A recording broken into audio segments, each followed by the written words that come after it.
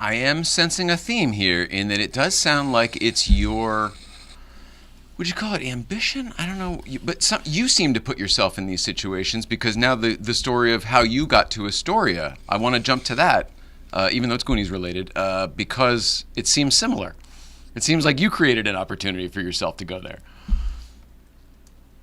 Which time? Well, the first time when you wanted to go see Dick Donner shoot the movie. Yes, yes.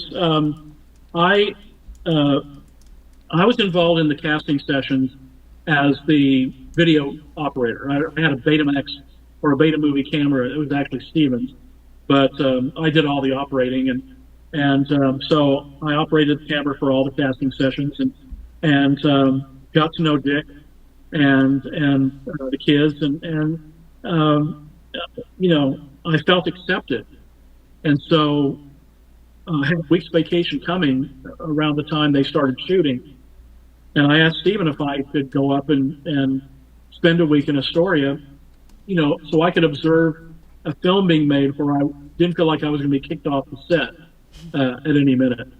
And Steven said, well, you know, it's okay with me, but make sure you get Donner's blessing. And so I called Jenny Lou Sugan, who was Dick's executive assistant at the time, and said, you know, would it be possible for me to come up and spend some time? He said, well, let me ask Dick.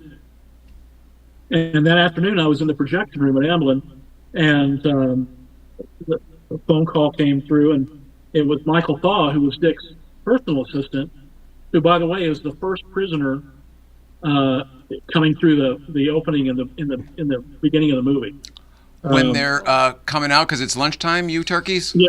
He's got my gosh.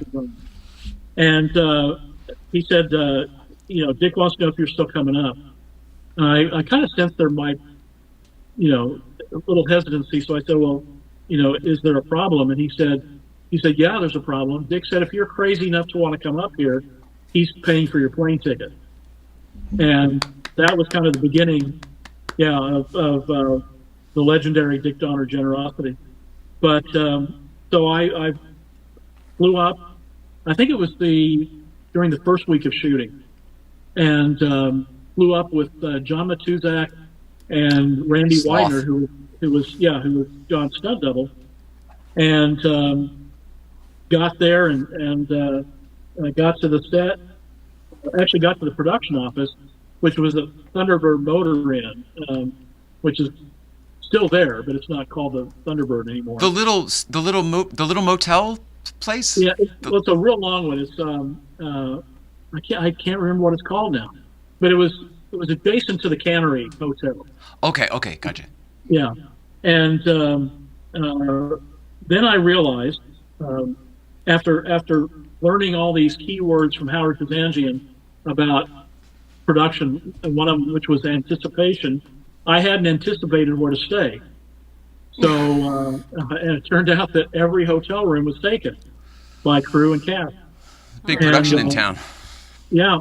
So but I was resourceful. I thought, well, I could stay in one of the rooms in the honey wagon. I'd have the bathrooms there, you know, and I've totally done that. I've totally slept in a dressing room or a honey wagon before. Absolutely. Absolutely. And I knew what a honey wagon was at that point too. But Pepe Passarelli, who was Sean Astin's on-set guardian, said, look, I need help wrangling Sean because he's got all these young girls calling him all hours of the day and night. He can't get any sleep. And so, you know, he's got an extra bed, stay in his room and make sure he doesn't get into trouble. So I had a place to stay.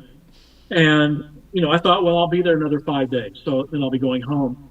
And the second day, Donner put me to work on second unit, and ended up staying the entire time, and flying the entire production. I mean, up in Astoria. Yeah. And then and flew home on a charter with the cast and crew. And then when we got back, Steven started directing second unit, so I was at Warner Brothers every day while they were, you know, shooting, and I was with Steven. So it worked out, and you know, when it was all said and done, I got called into Frank Marshall's office, and Mary Radford, who was Frank's executive assistant, informed me that because I believed in the movie, I was so high on it that I was going to get a credit on the movie. So Steven's executive assistant got credit, but his personal assistants didn't get credit at all. Right. Right. But they gave me production office assistant for second unit. Wow. And my goal was that my 10-year high school reunion coming up that year, and my goal was to have my name on a film before that, and I beat it by 3 weeks. Hell yeah! Nice job. Awesome. So it all worked thanks to Kathy, Frank, and Steven, who agreed that I should have the credit. And one of the greatest experiences of my life, just in terms of different people coming together and literally becoming like a family. Which 40 years later we still are.